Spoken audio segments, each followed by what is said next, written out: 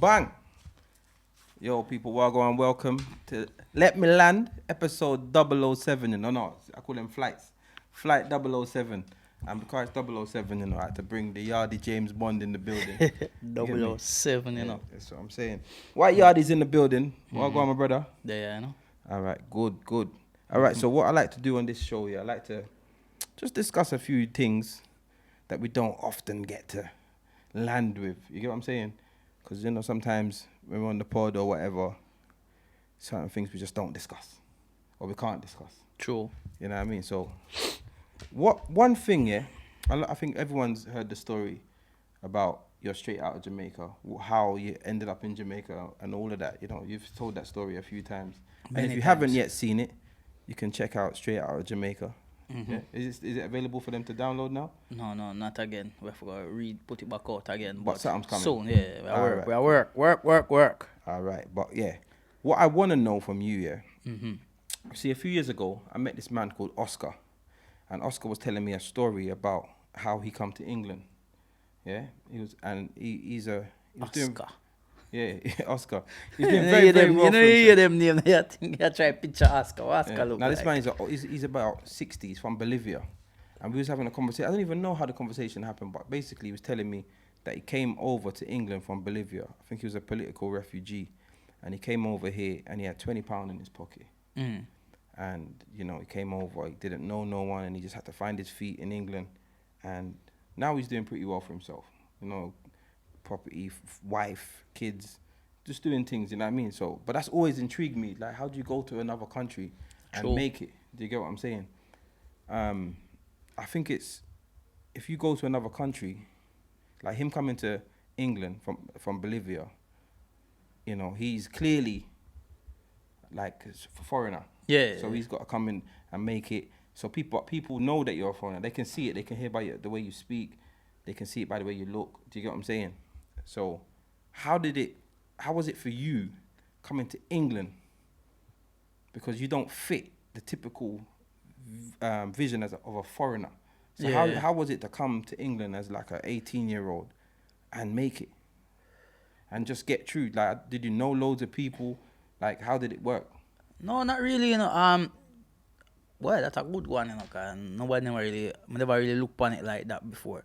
And even now, cause sometimes I contemplate about moving from England and either going back to Jamaica to live full time or even going to Canada to live. And it's like, I feel like with me, like, I have friends. You understand what I mean? I do have a lot of friends. But also when I first came here, I didn't have many friends here because I didn't grow up here. So it's not like I made friends here. So coming here was a bit different. However, knowing my personality and who I am, I've never really been somebody who was very shy or get excluded from conversations or groups. You know what I mean? I kind of fit in wherever I went. You understand what I mean? And I tend to have this thing where people kind of draw to me as well. Like, you know what I mean? They vibe. I feel like I give off a good energy. Yeah. Like, nobody has never come to me and say, yo, like, you give off a bad energy or why you're this, why, you know what I mean? It's like, I feel like I am very welcoming in terms of how people can approach me to talk to me. And it's something that I feel passed down to even to my children, like my son as well. Because my son have a habit of wherever we go anywhere, no matter if he knows any children there or not, he gets along with them. You understand what I mean? And I think it's a good thing. Big up to his mother as well, because I think his mother has that as well. She always make friends. Even sometimes she makes some friends. I say, yo, who is this now? I never know this. You know what I mean? But she has that about her personality. I think it's a good thing to have as well, because it just means that people can warm to you and, you be able to learn a lot as well. You know what I mean? For me, coming here at the age of 18, it was very exciting because, they are Jamaica about foreign to we are better roads, I mean, which is not. But, you know what I mean? You just kind of feel like, we're going to a better place, which again is not the case. Definitely. Not the case at all. Brother, right now, I wish we did there Jamaica during this lockdown. Yeah. Because at least we there in some nice weather, chill. You understand? There's a complete different man.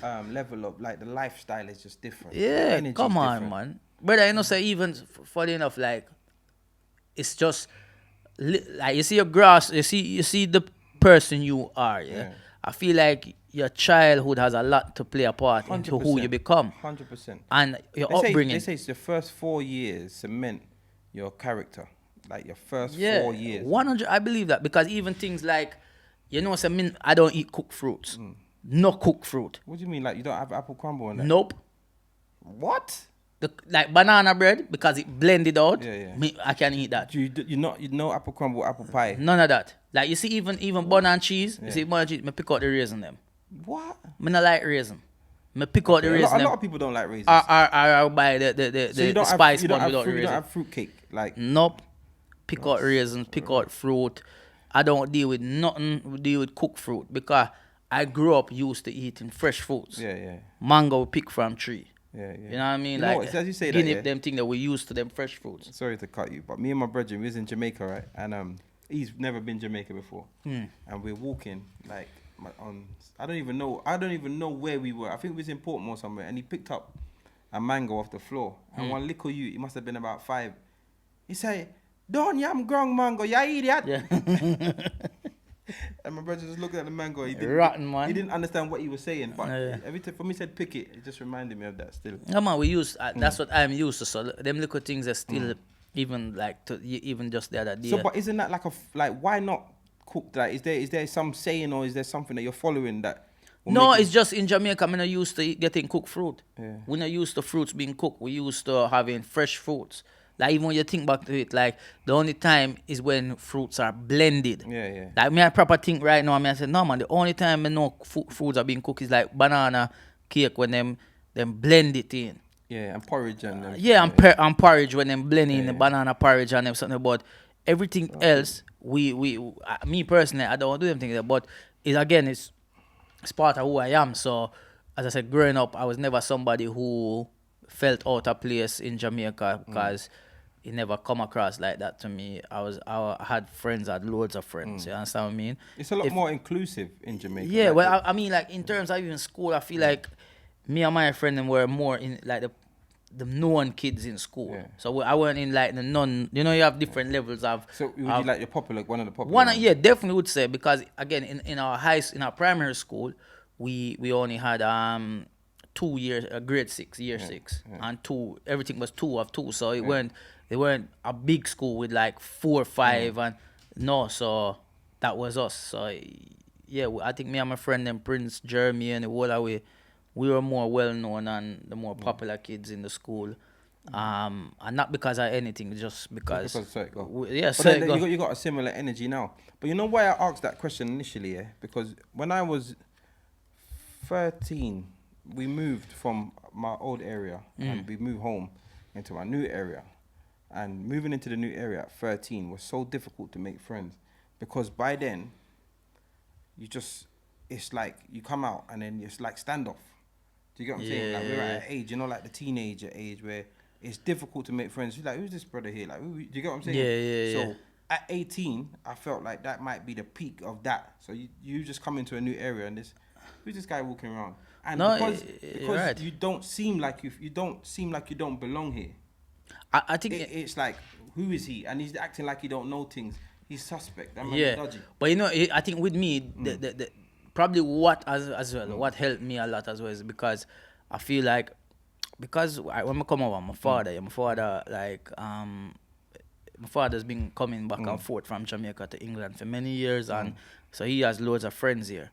So when I first come over, I was around him like every day, wherever I go. Where I go, daddy? Jump in the car. Where I go, daddy? Just follow him everywhere. And like first like type of real friendship me build was with Gig's younger brother.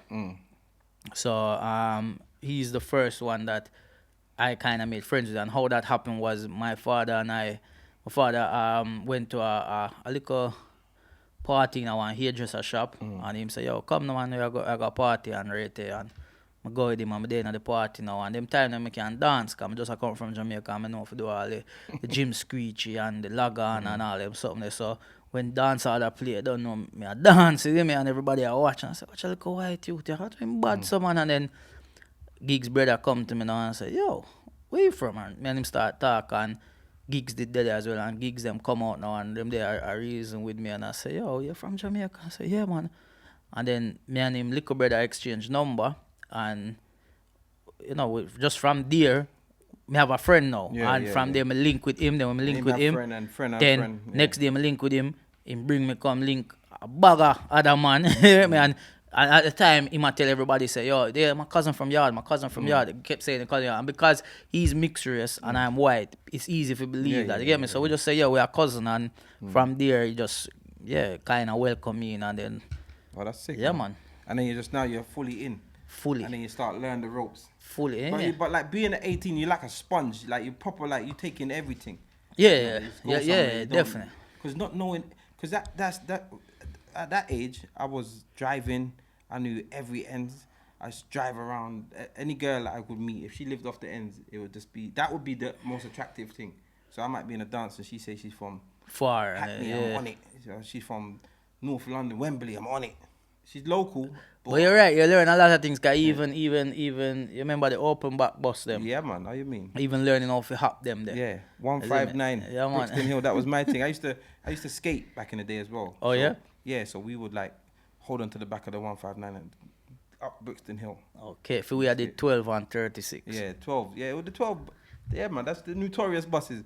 I kind of miss those buses. Yeah, them bus. Yeah. Them bring them back, but them put door They upon put them. those on them, which is no Yeah. point. Which is no Remember point. them one day, yo, you never reach a stop, you just jump off. Yeah, You know, yeah. or you see the bus, you just hop on. Yeah, those that I don't know. I don't even know why they cancelled it. The Route Master, that's what they call them. Yeah, them the proper, The man. good old Route Master. Mhm. Yeah, man. All right, cool. So another thing I've always wanted to ask you, yeah.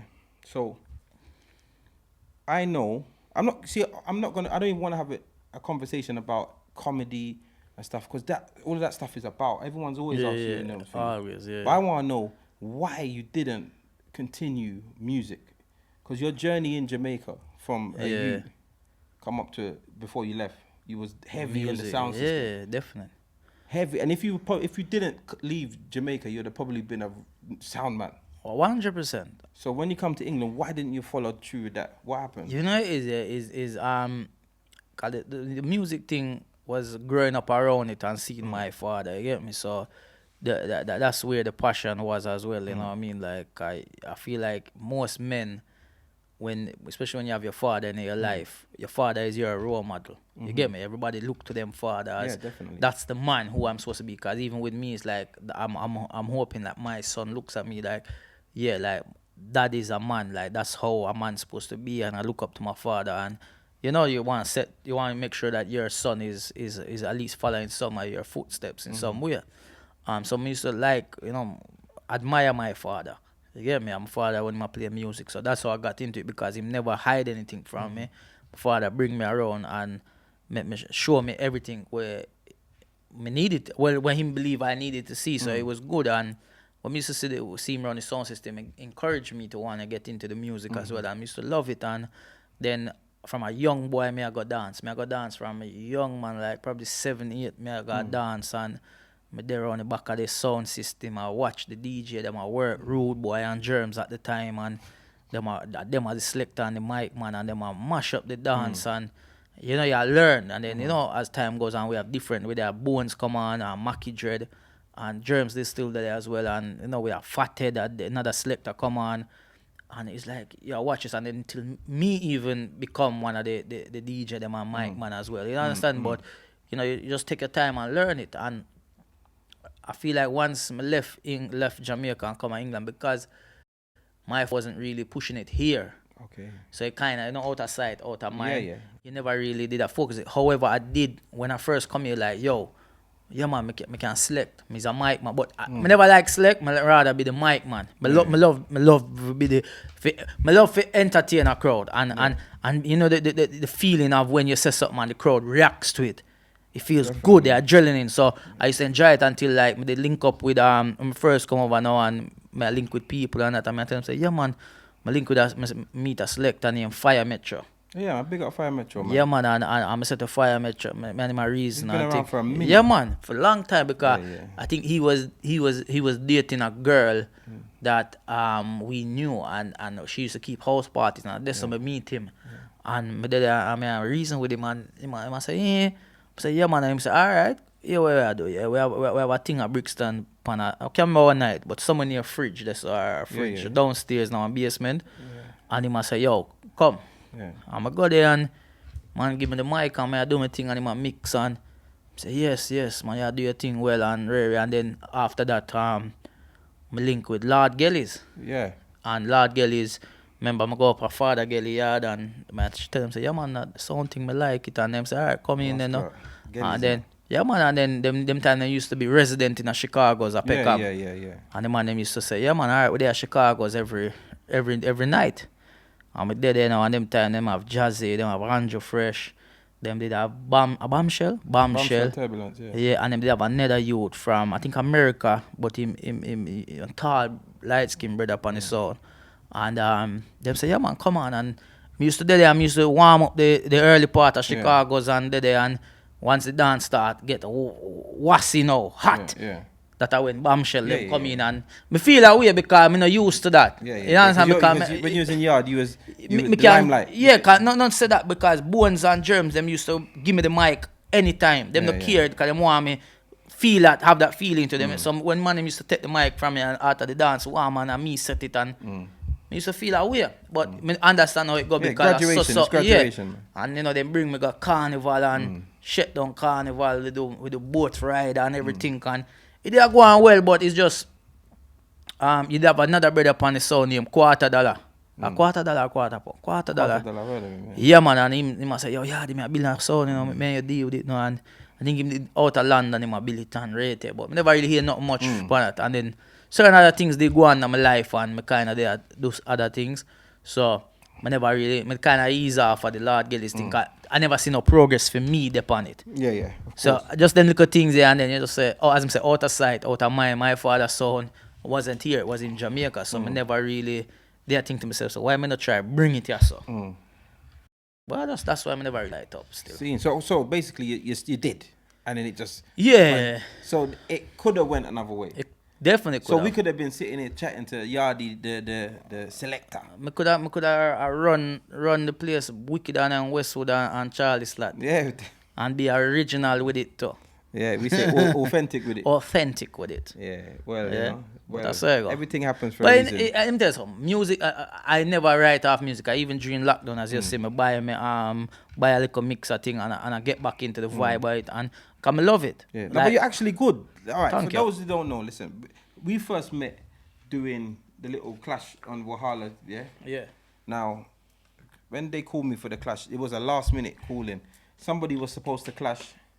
I think it was Milk Tray supposed to clash. Yeah. You and Milk Tray was supposed to clash whoever, and Milk Tray couldn't make it. And then they called me, so I said, all right, cool. Now I know I can do my thing. I know I can juggle. Yeah. I'm saying White Yardie. I'm saying, all right, cool. I didn't know what to expect, to be honest. I think I seen you on Instagram or whatever. Yeah. But I didn't know if you could carry over what you do on your Insta and your stage and all of those things into a sound, even or juggling. Yeah. Even though it wasn't a serious clash. No, definitely. When we did it, I said, Ross Clark, he's actually all right. And then we won that one. Yeah, I think we won every clash. Win. The only clash that I lost was I didn't have you. You wasn't the host. Okay. I had another host. You couldn't make it for whatever. Or they switched it for whatever reason. I can't remember. I think Shabba then started hosting for me. I won a couple more. Then I ended up having a brethren of mine host because none of you couldn't make it. Shabba couldn't make it. Yeah. And then we got broke up that night there still. So you go. Sure. Your memories. But yeah, definitely something I enjoy. And even Muna write it off, we say, yo, me wouldn't do it. Cause yo, sometimes you put things out there and it happen. Yo, listen, if for any reasons like a big radio station say, yo, Yardie, we want you to come in and run a show, and of course, long as the checks are right, you don't know if to secure the bag them. You get me? We're not talking about no scandal bag. We're talking about leather bag made from genuine leather. Big up to all the people and where. Kobati. Yeah. Proper leather.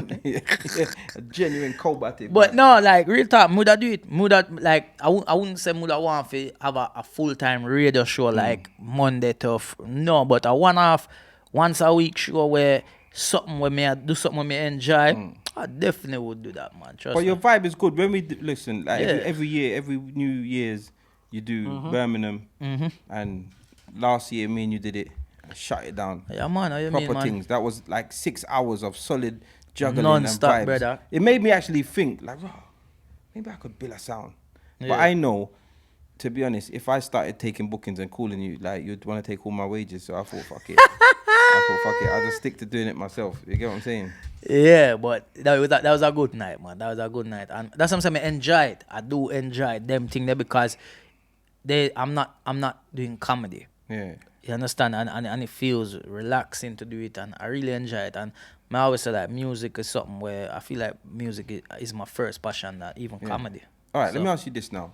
Yeah. See, as a comedian, do you think that people take you for a clown or think of you as a clown? No, when I say a clown, I don't mean like, like a Ronald McDonald clown, but like always feel like they can run joke with you. Always feel like you're going to always be in the funniest mood. Always ask you to tell jokes. Like, does that happen? Yes and no. I feel like you it depends on the energy you put out. And funny you say that because the other day I was there on shoot, and after the shoot there was a guy there and young boy as well, and he felt like he wanted to bust joke with me. You know what I mean? Like it's like roast me, then go on and roast me like I mean I said like what like and like he's some bad cooked food. yeah, like you know what I mean, and it's like yo, like what you mean like he kept saying something, and he's like but just kind of just say, yo, brother, I know so this thing work, and then it ended up that we went into a serious conversation with other people that were there, and it's like it killed that joking vibe, and that's what I'm saying. It just depends on the personality or the energy that you put out. If you are somebody who constantly just jokey all the time, then people will feel like, yeah, man, like the man they are just joker, brother. Can't run to joke. Them they don't know any in depth of what you are about really. So I think it's just about the vibe you put out. I feel like there's been situations where people know I'm a comedian, but when I turn up to the place, them don't automatically expect to run joke. You know them. Yeah, because you could. Your persona, innit? Yeah, it could come across in a way where, like you enter a room and instantly people feel like they can run joke on you or with you or whatever. And yes. sometimes I can just see it because I've been around you comedians. Obviously, I'm around a few of you all the time, and I've been out and I've seen it, and I'm sometimes thinking, raw. So I just play the wall. Like, I'm not too extrovert. I'm not too like that. But you've been out and you see it even with me. Once me up on stage, Once come off stage, Yeah. it's off because it's like, no disrespect to anybody, but it's like sometimes you have to, them say, familiarity breeds leads contempt. Yeah. You understand? That's when people get too comfortable with you, and then they feel like them can run anytime. joke, any type of joke with you, and then they don't have no respect for you as well. So I've had that. Yeah. Based on the podcast. I've Yeah. had someone, obviously when I'm on the podcast, people feel like they get to know me, which is cool because I put myself out there and I talk, and people get to know some things that are in my mind. And a man see me and says something, man. I just, what? Yeah. He's, oh, no. But that's you. I don't know you, brother.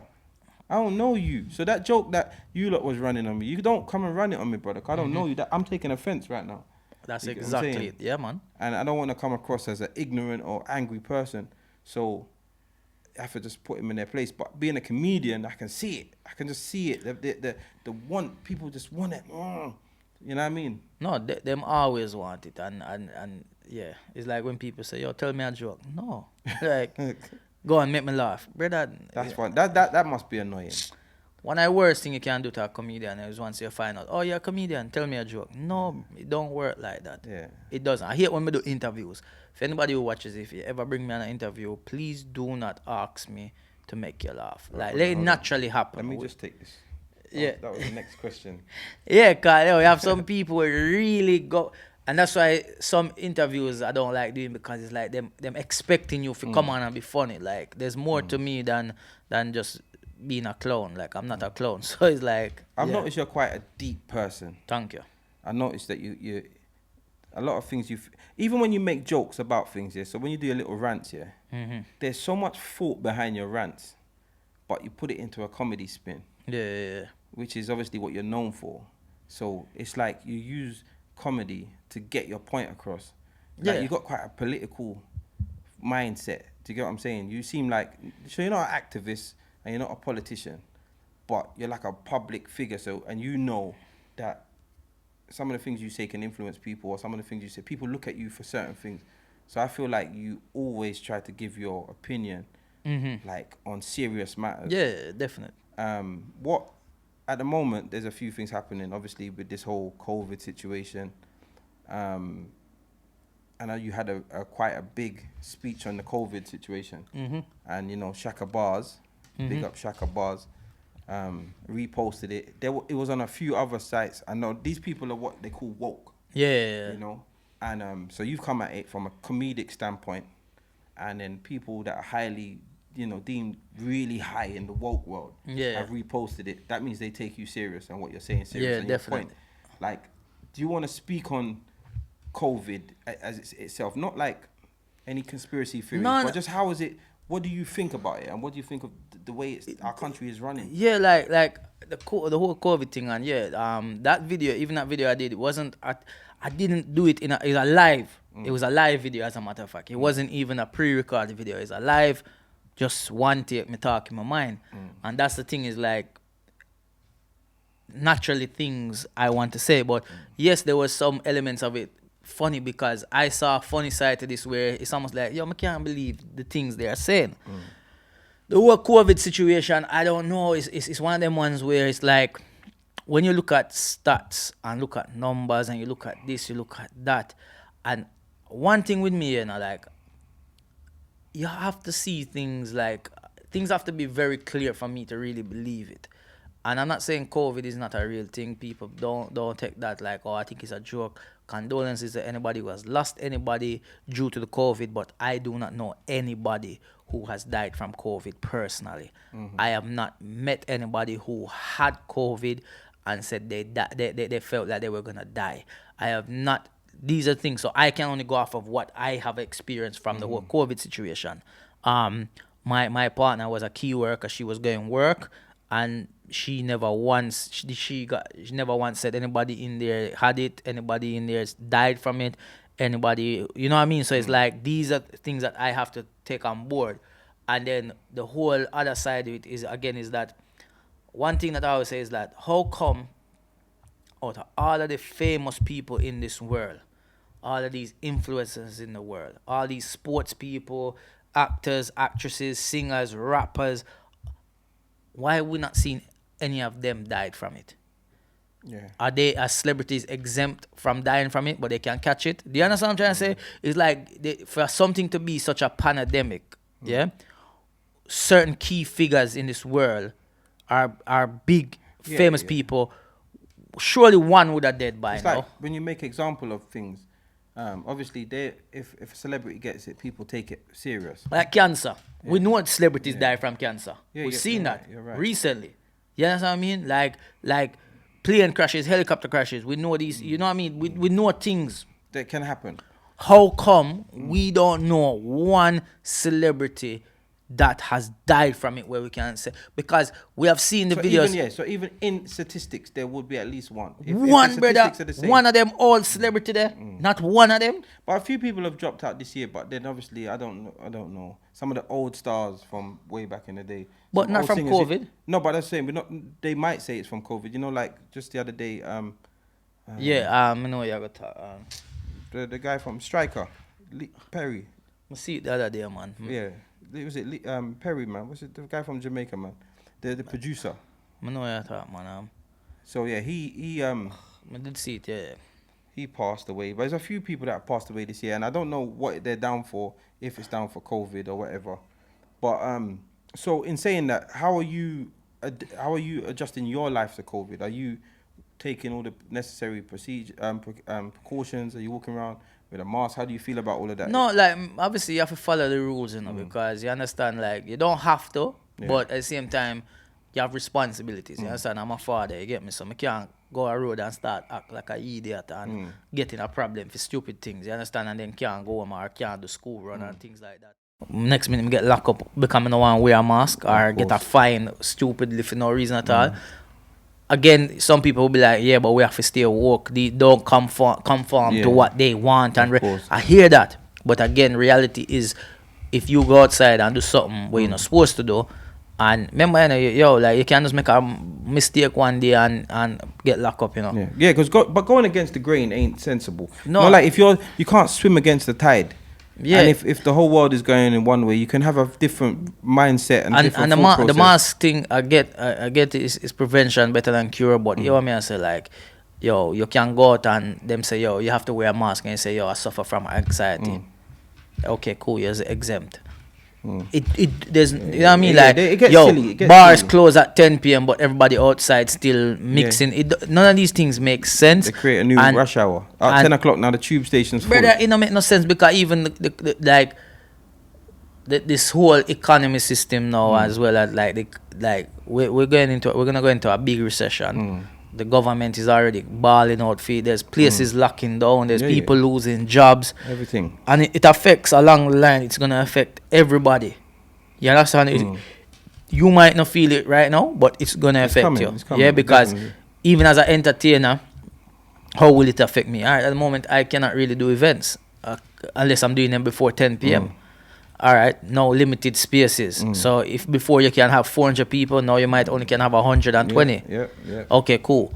That means your profit is less. You understand? Yeah. Not only everybody gets paid less. Everybody gets paid less. Not only that, a lot of people losing work. Some people can't even afford to come out and spend the extra money to go to a show.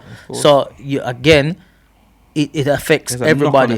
Brother, it does. Along the line, it will have that effect. So the whole COVID thing to me is like, it sounds bad, but sometimes I just think so, yo, like, if them never make a big deal about it, would we even notice it? Yeah. To be honest, I read something in April, and it simply said, I'm cured of COVID because I stopped watching the news and I stopped reading the paper. And I said, right, that's profound to me. So I just stopped reading. I just stopped watching the news because I found myself looking at stats. I found myself looking at these numbers, and now we're living in a number-driven world, you know. YouTube views, Instagram likes, this numbers, that numbers, you know, number ones and money, and remember, numbers don't lie. Apparently, people say so. When we look at these numbers, we're obsessed with numbers, and I'm saying, raw. I start finding myself drawn towards looking at the numbers. So once I stop watching the news and stop, like, I'm back to my thoughts. I'm back to controlling my mind. Because I was letting my mind be controlled. Do you get what I'm saying? Yeah, no, you're right. So I believe I'm cured of it. So I literally don't think of it. So when I see all these new measures coming in, sometimes I'm like, what is this foolishness? Do you get what I'm saying? It's not because I don't think it's real. I just think that, to be honest, if you're not gonna dead, just so, then it's not. Again, I heard something else. A guy said, you get in your figures based on test results, not based on casualties, based on test results. So therefore it's not as bad as you're saying. Yep. Do you get what I'm saying? No, when you're in war, you know about your figures are based on death. Yeah. We lost this amount of personnel. That's your figures. Not how many people tested this or how many people wrote a letter to say this. Do you get what I'm saying? So, but yeah, we could talk on this all day and get deep. Brother. I know, based on, for the couple years that I've known you, let me say a few years, because couple is just 2, and I've known you for more than that.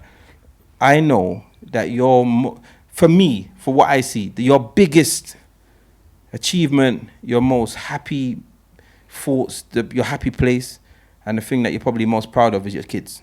Yeah, 100%. What is it like? What's being a father to you?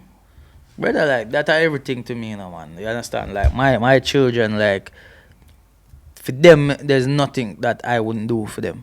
Like, anything them need, I try my best to provide for them. From the day, I'm telling you something, you see, from the day I find out I'm going to be a father, before my son even born, from I find out, that was it. My mindset was, like, different.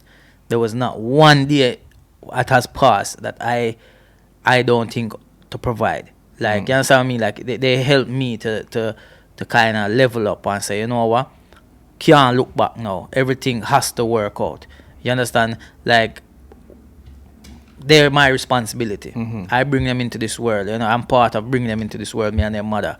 And they never asked to be here. So for me, it's like being a father means stepping up and showing your children what it's like, growing them, showing them the ropes in life, what the real world is about, like preparing them for when they become an adult and knowing that they have the skills that they need to deal with the real world. You understand what I mean? But they motivate me so much, man. And without them, I don't feel like I would have achieved as much as I have achieved so far and still want to So achieve. they're your proper motivation.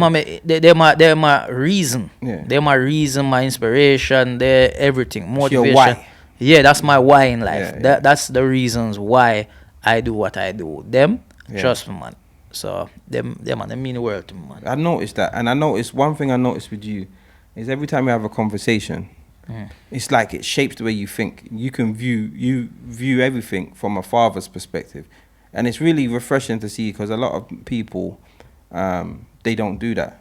Do you get what I'm saying? Like me, for example, I've got 4 children, but my oldest are daughters, girls. So I look at things concerning women from a standpoint of a father of girls. Yeah. Do you understand? You have to. When the man them are talking to girl rough, and I can't take it. I can't take it.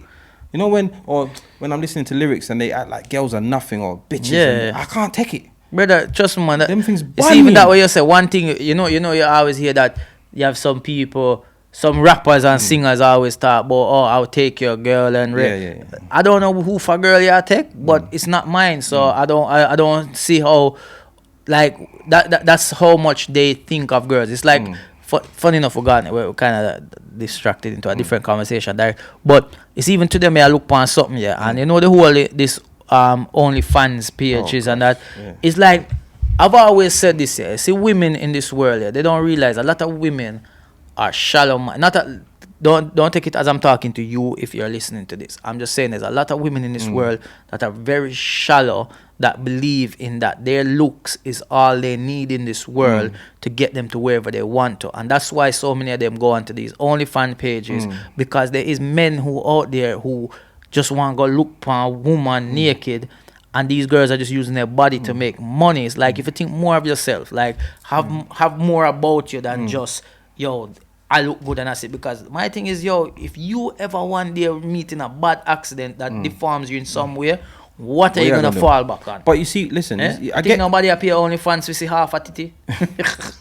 Yeah. quarter breast. Quarter breast, Yeah. you know. No, Maybe you might have yeah. some people like, yeah, Yeah, like they're that. like that. But you see, no, you know what it is, yeah? I hear what you're saying, but I think one of the issues is, yeah, that women are objectified. Like, people look at them, like, sex has always been sold. Sex is like the highest selling thing. You sell anything with sex. True. You can sell a car with a naked woman on top of it. You sell a car. Do you get what I'm saying? So women have been objectified over the years, and I think it's become like practice. Some people just know they get yourself a nice trophy girlfriend, and so the women that you're talking about, they kind of lead towards that lifestyle because of what they see. But what needs to happen is, like I'm talking about with you being the father that you are, you got a daughter, I got daughters, and it's just about being that positive role model that says, you know what, you're pretty, like, you're the most beautiful human being on the planet. However, you're much more than that. Yeah.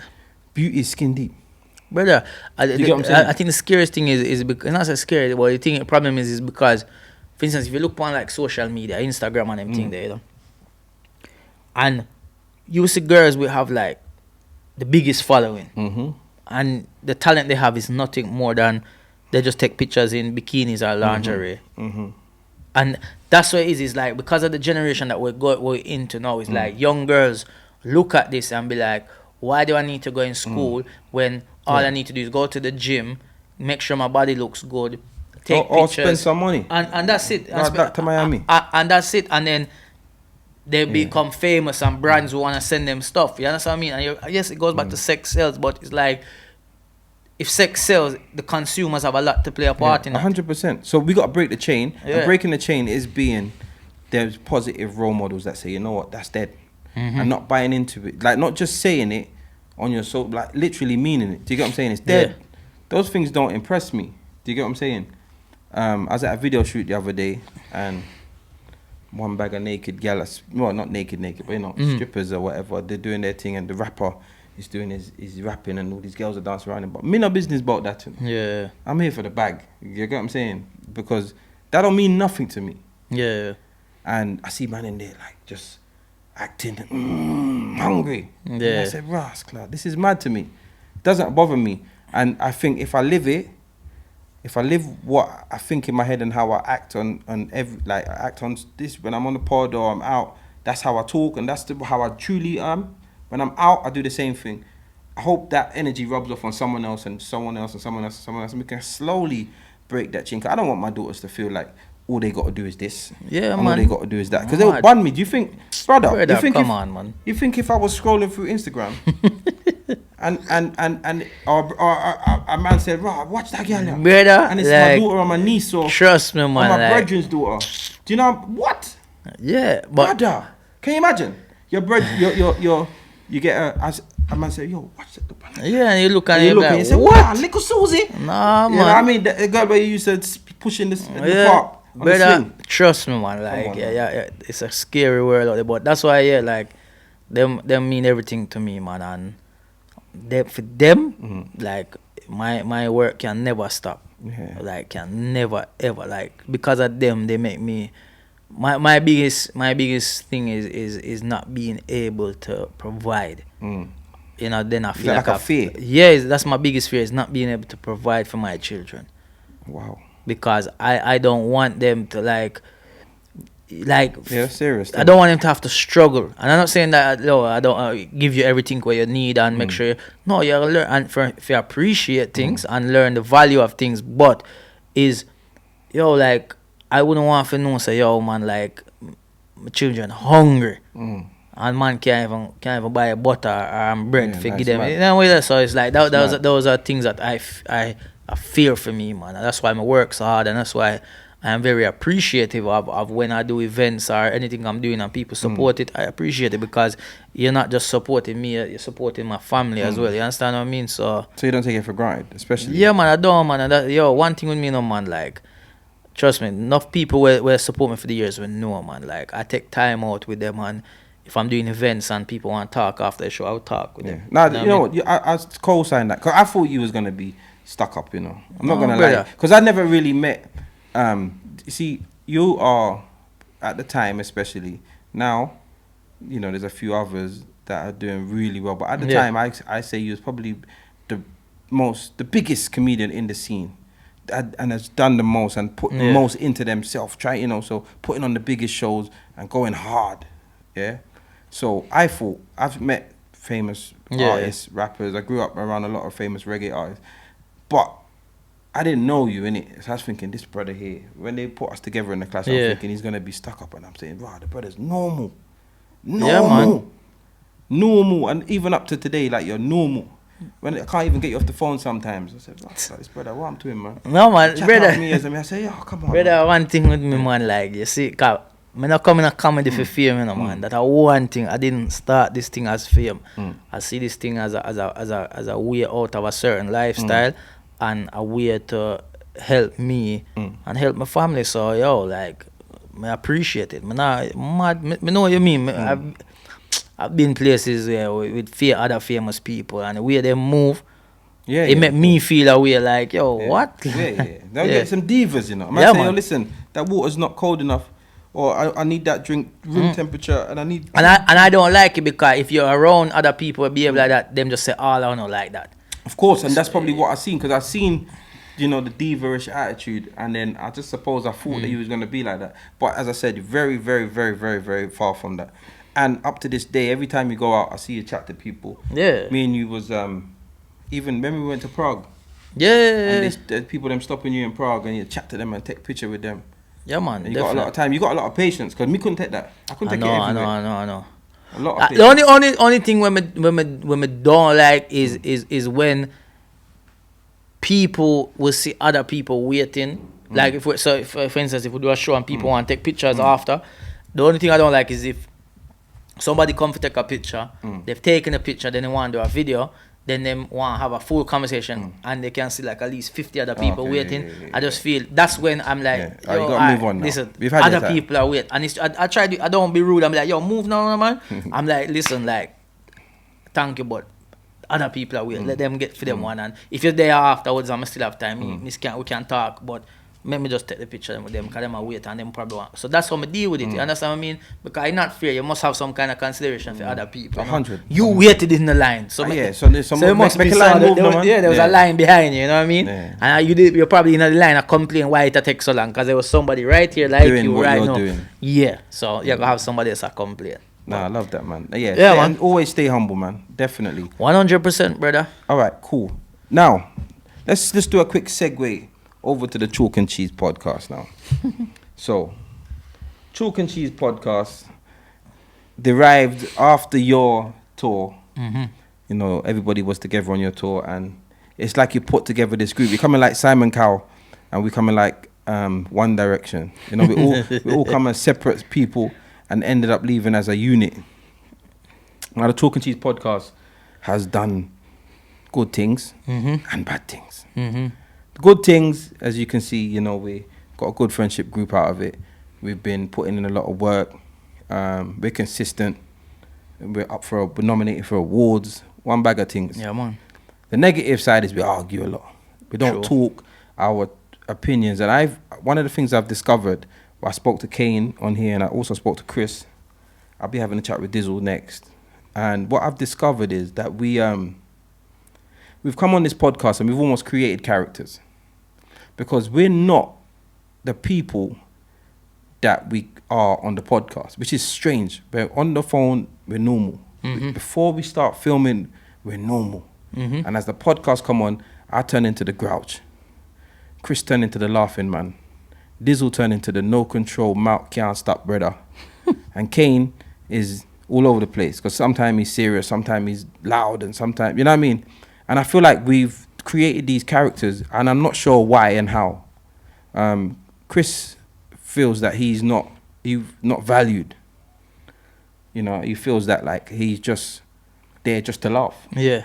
So we had a chat, and I asked him like, well, do more, say more, he's like, they don't give me a chance, whatever. So the idea for Chris now is to step forward and give more. Like, don't allow yourself to be pigeonholed into whatever this podcast has created. Do you get what I'm saying? That's true. And me, as I said, you know me. I'm not a moany person. I don't argue just so. Yeah. But when I get on the pod, for some strange reason, I just can't. I just conduct myself wrong. That's why I argue so much. I get. That's not why I argue. I get irritated. Yeah. I get irritated, and I feel like it's like I want to create this image of myself to be a certain way, and when it's not going that way, or when someone else is making it not in the way that I've planned, it irritates me. Yeah. And then it comes out into problems or whatever. How would you say you are on the pod, and what is your current position, or how you feeling about it? With the podcast, like obviously, I feel like when we first started, everybody kind of gave me the role of, yo, you anchor the thing. And part of me never want to do it, because it goes back to that whole thing, like I don't want people to feel like, oh, why him have to anchor, because he's this, people gave me the role of the anchor, you understand? So anchor it. And I was doing it for a while. I remember. We didn't even take a vote. We kind of all just said, you did. Yeah. And it was good because, we did it. But however, I felt like at the time as an anchor, I didn't get a chance to say a lot, because it felt like the anchor would just come out, say the topic, and what do you man think, and loan us to talk. Yeah, and then, like the host. And I kind of had views and opinions on things. Somebody want to say it. So then it got to a stage where we were like, yo, who want anchor? Anybody anchor? Everybody was taking it in turns and so forth.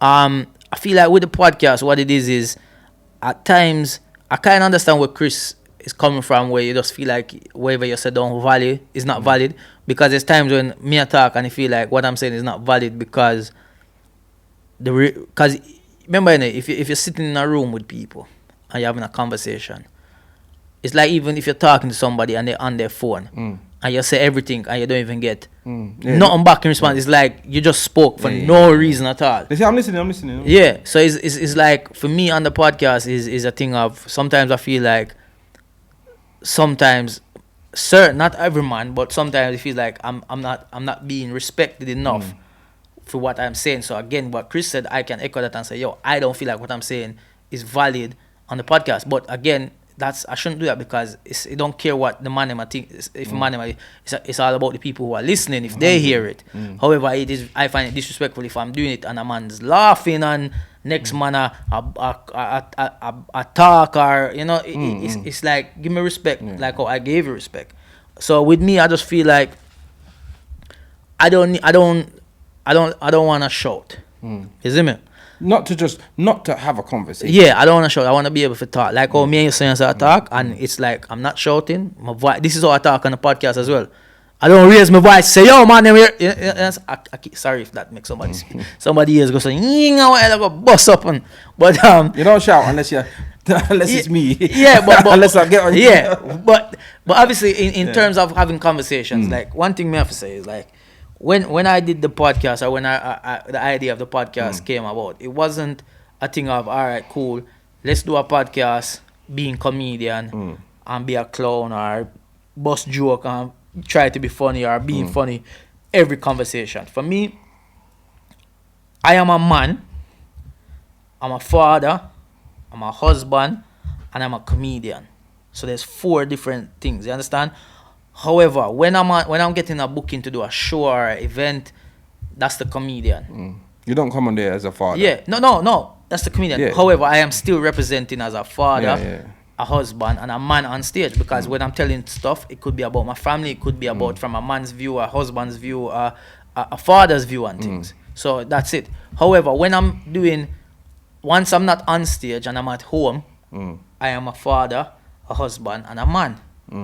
So those 3 things are always what comes first before the comedian side. 100. The comedian is like with you, you're a DJ, but you don't come on the podcast and DJ. You're not mixing tunes. You're not telling us about the new mix, and you're not telling us, you understand me? You're coming on there as C6, the man, the father, the husband, all these different things. You understand what I mean? And for me, the whole podcast was a thing about, all right, cool, now this gives me an opportunity for people to not hear jokes, to hear my opinion and views on things. You understand what I mean? Because what I look on it as like is like people out there go through things. We all human beings and we all go through similar things in life. From relationship things to family relationships, to children relationships, to work relationships, all these different things we go through in life. So how did you come out of that and better off? How did you deal with that situation? What do you think about this? There's people out there who want to hear these things because they believe that, but they know that by hearing it, they can probably apply certain things into what is going on in their life and help them. So you have children, you have a partner. I have children, I have a partner. Kane. You know, we all have, but we all live different lives. So we as men should be able to sit down and have conversations about things and give some good input out there, as well have mixing in some jokes and light-hearted things to make people entertain as well. You're right. Because your experience is not exclusive. Your experience is exclusive to you, but the things you go through, if you got a speeding ticket, people have had speeding tickets. Yeah. If you have a car accident, people have had them. From simple as thing, you're there a road and your mother box on your face when you're people big. have done that. How did you deal with that? Some man might box back their mother, some man hold it, some man might never talk to their mother again. Why? How did you feel about it? You understand? So there's difference with things. So you're real. It's and like if you can come on, be yourself, speak, inspire. Even just getting, it's just nice to get your story out. It's just nice to talk. Some of the best podcasts what we've put out there, as Chalk and Cheese, are the ones where we allow people to talk about their life experiences and talk about have a conversation about experiences that they've been through, and they have been the best one. Yeah. And like, where else would anyone know that about tractor foot? Even the things like that. You understand? There's so many other things. So with the podcast, like I said, like for me, it's a thing where for anybody who's watching this, if you watch the Chalk and Cheese as well, it's like, yes, I walked off the last episode that I was on it. You understand? And the reason behind that is because people only see what we put out. 100. You only see whatever you watch or whatever you hear on Spotify or wherever you listen to it. That's what you hear and that's what you see. But the podcast is not just that. The podcast is the lead up to the podcast, Of course. and the after the podcast, because course. after every podcast we have a big conversation about the podcast that we just had, Yeah. and how to improve. Yeah. And before we even go into the podcast, we have the conversations individually as a Yeah. group. We go through it. So when we Sorry, let me just interject, just to let people understand. In life, yeah, everything you do, you have a debrief. And when you have your so say we're a football team. At the end of we have a post-match debrief, talk about it, what we could have done better. And then the next game is supposed to go out and apply all the things that you've just spoken about and win, hopefully. That's right. That's the idea, isn't it? Yeah. We've been doing that for 90 episodes. Not every week we have a debrief, but sometimes we've had debriefs. Sometimes we've had crisis talks. Yeah. We've had crisis dinners. We've gone out and we talk about it. Everybody tell each other where we need to improve. So just that's what he's talking about. So the podcast is, what you see is what we put out. But we have a lot of talks. Yeah. The only difference is the debrief, from the debrief done to the next show start, nothing don't change. Yeah, that's what it is. It's like once the camera them turn on, it's frustrating because we start now and we're back to what we are said.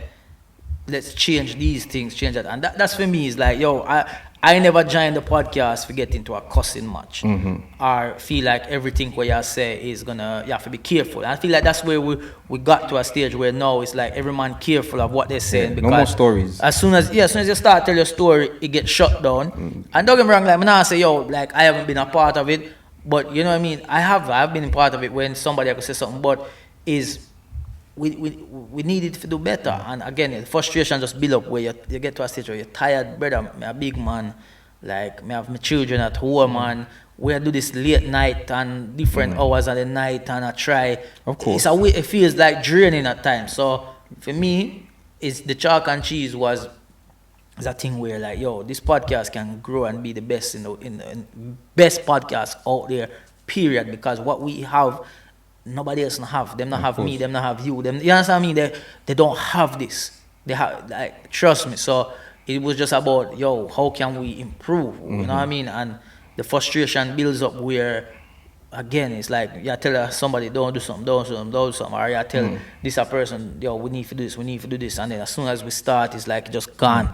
But that goes to what I was saying about the characters that we have now. I feel that you came on there and you were very, very, very cautious about the things you said and the conversations that you indulged in. For many reasons, I guess. You being the most, I feel like, I'm not trying to just boost you up, but honestly, I feel like if we all done something fucked up and we all got cancelled, I think you'd lose the most. Yeah. I'm not talking about finances or anything. I'm talking about in terms of a career and where you've come in your industry. So I guess you have to play it a bit more careful. And I feel like you did that from the beginning. You played it very careful, just to kind of find your feet in this new world of podcasting. Yeah, because, brother, with this cancel culture has been going on, like as soon as something great happens for you, someone's waiting to find somebody. I don't know whatever I have out there. I hope there's nothing. I'm sitting on a bad boy piece of information. You don't want to think back to your Twitter, like, I have nothing on Twitter. Cause let me tell you something. If you go through a timeline of somebody, let me tell you, anybody out there who actually does this cancel thing where they go and find these Twitter things and screenshot them and bring them back up from 2008, you have time. You have a lot of time, and you need to find a job. You need to find some hobby. You need to find something, because for you got your brother. They're driven by bad. Brother, sometimes it's a different level of.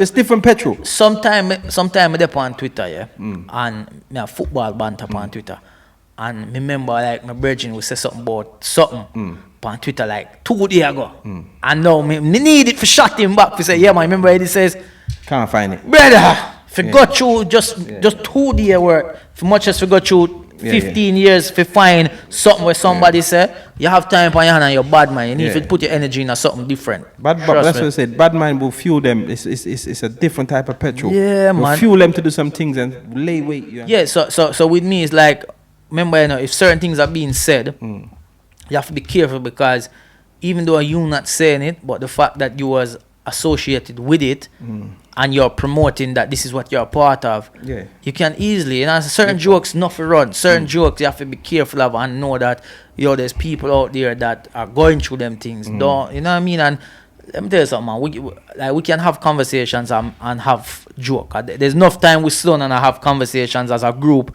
without the cameras, without the mics on, and we have a conversation and we are bust joke and it's funny, and we always just say, yo, wish this there record, we're not all the time. In fact, we get most of the best content is the 10 minutes before we start filming. 100%. Always. And 100. We always wish we started filming before. It's natural, it's funny, it's educating. Sometimes someone says some things and it's like, wow, blood, but what?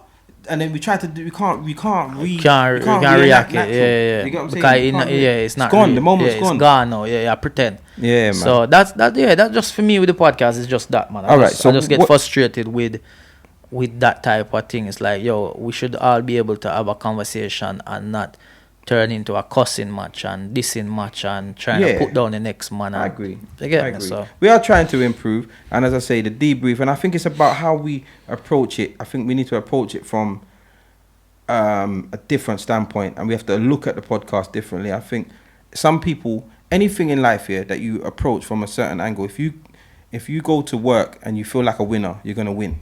If you go to work or whatever and you don't like it, you're never gonna do better because you just don't like it. You don't like that. You get what I'm saying? And I feel like every single one of us have created this persona on this podcast for whatever reason, whether it's by accident or whether it was almost like you were forced into that character, you know, like, and you were forced to be the funny one, and you were forced to be the serious one, and you were forced to be this, and then we stick with it. So every time the cameras get on, it's like we instantly drop back into that character. Do you get what I'm saying? So I'm hoping over the next month or so that it all levels out. I don't want no dramatic change, and I don't want no one to change who they are. Yeah. But everyone just got to just kind of push that narrative aside and step up as the man. Represent.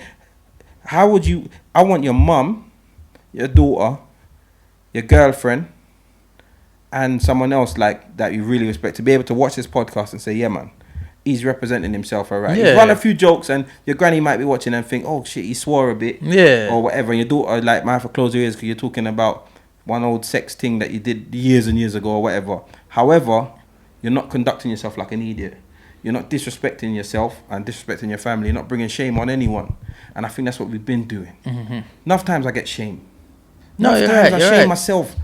Shame myself when I say foolishness and I argue and I get into a state over nothing. I shame myself, and that's annoying. Like, I've got episodes that I would never tell my kids to watch, and not because of what we talk about, but because of how their dad comes across. But even to show you, it's got to a stage where we don't even really promote it because we don't want to promote to say like, yo, we are social. It's there, it's all over the internet, so we can't hide it, but we kind of very reluctant to post and say, yo, people go watch our new episode, because we say, yo, it's not something we're proud of, you get me? So we've taken our foot off the gas, and we've just been cruising in neutral, and therefore, like, that's no good in it for us. But as I say, I feel like if we approach it from a different angle, but it's about self-reflection, and some things, because it's so organic, we just kind of went with the flow. Like, we didn't have a plan. Do you get what I'm saying? That's one of the issues. You see, in everything in life that I do, I set a plan. That's why I'm quite successful in most of the fields that I put myself in. I make a plan, and then I try to execute that plan, and then I become quite successful just because I'm executing a plan. But with this, we never had a plan. It was go with the flow, and going with the flow, you drift off. Yeah. When you're going left, you don't even realize you're going left because you're just drifting. You understand? Okay, so right now, safe to say, you're on a timeout. No, brother, man, I pick me, man. I pick me, I put on timeout. So one done full English, you know. You're on a timeout, son. Yeah, so what's your current situation? What's your current standing? Brother, I'm just I focus on some other things right now, man. Okay. I just clear my mind on some things. Like, if I'm be honest, like, I still want to do a podcast. You understand? It's just for me, I think there's more in-depth conversations I like to have more than running joke So you understand me? You want the man, the husband, the father to step forward and come out and no.